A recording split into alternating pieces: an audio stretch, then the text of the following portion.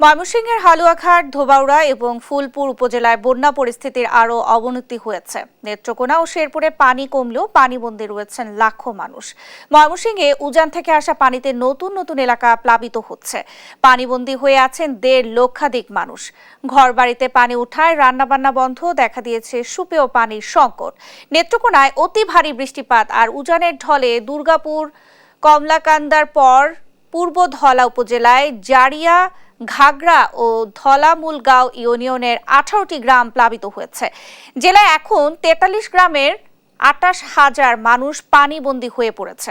শেরপুরে কয়েকটি নদীর পানি কমতে শুরু করলেও এখনো পানিবন্দী লাখো মানুষ। নালিতাবাড়ি ও ঝিনাইগাতীর বেশিরভাগ এলাকা যোগাযোগ বিচ্ছিন্ন ও বিদ্যুৎহীন রয়েছে। বন্যার পানিতে এ পর্যন্ত প্রাণ গেছে 8 জনের। বন্যা কবলিত এলাকায় দেখা দিয়েছে ডায়রিয়া, নিউমোনিয়া সহ নানা রোগবালাই। এদিকে ভারী বর্ষণে জামালপুরের পুরাতন ফেরিঘাট এলাকায় ব্রহ্মপুত্র নদের শহর রক্ষা বাঁধে ভাঙন দেখা দিয়েছে। এ কারণে জামালপুর ময়মনসিংহ মহাসড়ক, সেতু, বসতবাড়ি সহ অনেক স্থাপনা ভাঙনের ঝুঁকিতে পড়েছে।